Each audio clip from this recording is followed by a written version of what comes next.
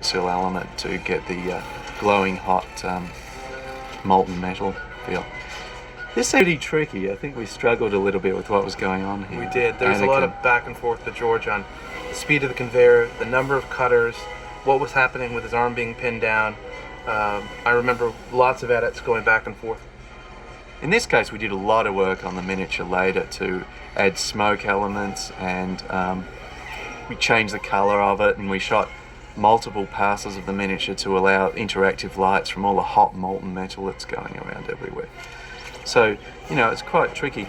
Some of the miniature work itself, it creates problems. Like this shot here is, we had to shoot in multiple passes because the camera move was so extreme. It was very difficult to nail that down. And then we had to tie it into the original photography of Padme falling out. And here was where we had a lot of problems just working out how all the different choppers would work. And after we'd done the first pass, we added some shots of that later on to try and make it more clear what's going on, and Anakin's lightsaber's being chopped. Coming up, we cut back to the factory set here, and those great Geonosians. Digital double of Django. Originally there was a blue screen, but because he had to do such a jump, and Rob was game to do it as a digital double shot, we decided to try it and he's a CG guy. 6 begins the climax of the movie in many ways. Reel 6 traditionally in Star Wars is that 20 minutes of continuous climactic action which caps off the drama. And it's marked editorially by several parallel battles or stories all taking place at once, and you're intercutting back and forth between them. It's also the point where any restraints on sound and music are let go, and you almost have 100% dialogue, 100% sound effects, and 100% music from now until the end of the reel. And this is always the biggest challenge for us, because not only is it the most difficult reel from a sound standpoint to pull off as being clear and articulate and not just a wall of annoying sound, but also the opticals and special effects come in last on this scene because they're always left to the last moment, and this reel never is settled down editorially until the last minute, and we have to deal with changes. First meeting with Doug Chiang, and he showed us that little mock-up that sat on the table. It was about 2 feet by 2 feet, and I remember looking into it and thinking, oh my gosh, how are we going to do this? And at that point, the stands were very geometric, meaning that the stands were kind of like what you think of a stadium that we go to. But when it came time for them to build it, George wanted it to be much more organic, as if the creatures who live on this planet had created this thing out of sort of secretions from their own body, or like a termite, or might build a big termite mound. There were no two bleachers that were parallel to each other. It was a very organic sculptural shape. So trying to distribute creatures over the whole surface of the stadium was really challenging.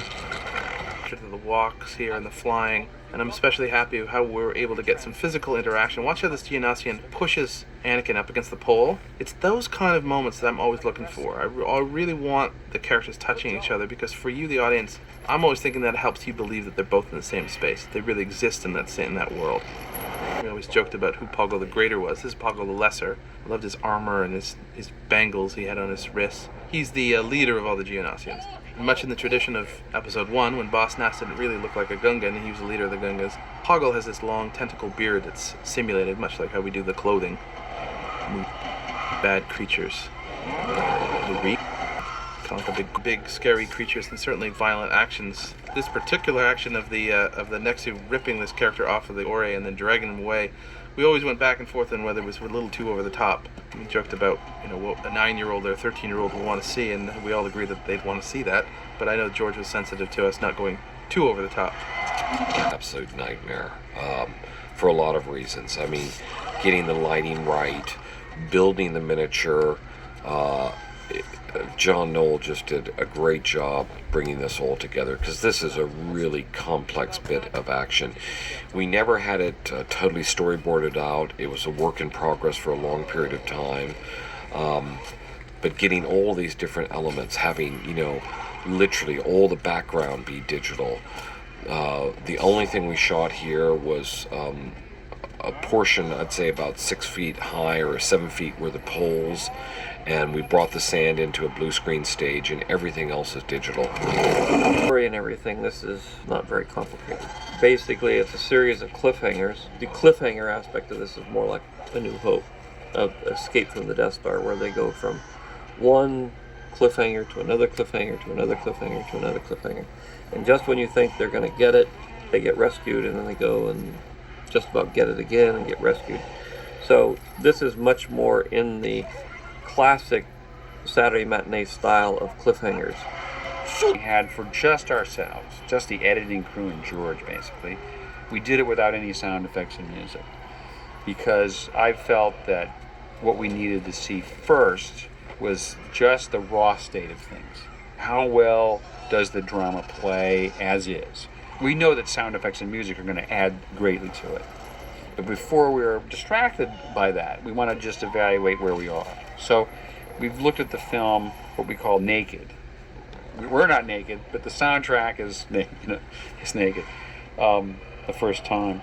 And then after that, we begin to put in temporary sounds and temporary music and look at it in that way. And then you begin to see what role the music and sounds play. And here there are homages to like Ray Harryhausen and other, classic fantasy, adventure, sci-fi, horror movies. You just have to keep your eyes open. Movie history. There probably is an animator at ILM that hasn't been inspired by Ray Harryhausen's work. Ray worked on films like Seven Voyages to Sinbad and Mysterious Island, Valley of Guanji, and I certainly love watching those movies still. Very distinctive creatures that would have different sounds, different feels. One is sort of like an elephant, one is sort of like a cat, and one is like a large crab. And they're very distinctive. The change between Obi-Wan and the Acklay. I love how they the spear out and then the effort to snap it into.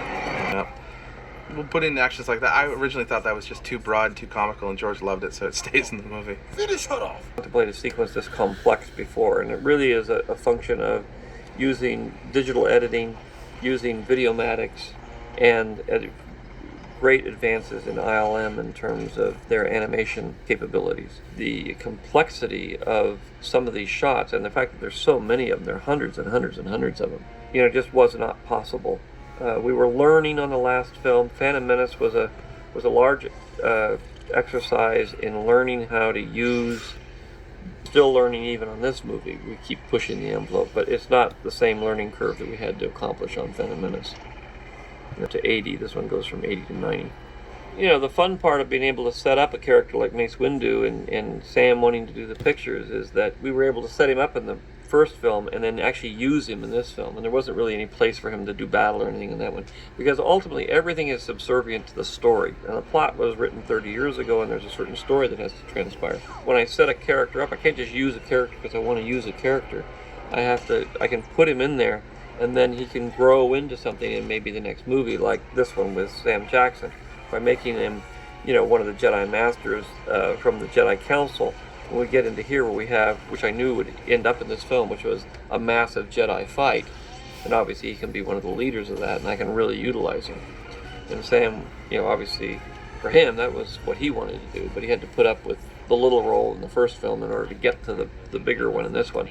And and he's looking forward to the fact that he knows at the end of the Clone War he gets killed, so he has a hopefully so you kind of know where everything's going, and you start with a little character. It's the same thing with Jimmy Smits, as an evolving character. He's hardly in this movie, but it's important that he be here so that he's established for the next movie where he actually gets to come into his own. Are the same model from episode 1. They've been colored to match the Dionysus color scheme, so they're more red. Custom work was then added in as well for actions that we didn't have. And what we were able to do here in this sequence that we were never able to do in episode 1 is to really get into what's going on in the background of the shots. The little sub-fights or the little mini-fights. You can see in the background of all these shots, look for the lightsabers, so you can see all the Jedi that they shot.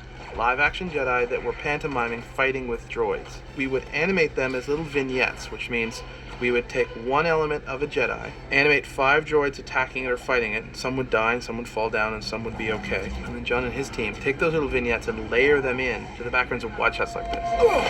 Actually, that you'll see in the DVD and in the digital version, but not in the real version, which is that when the Reek stampedes over Jango, it wrecks his rocket pack. So there's little sparks in here and everything. And now I've added more sparks in. In the film version, these shots of Jango getting up and everything doesn't have sparks on it, but now they do. And you see at the very end of this sequence now, when he stands up, there's sparks there. And when Mace comes toward him, he tries to fire his rockets right there, and they don't work. Actually, you got these new shots in here. How'd you do that? I just did those yesterday, for God's sake.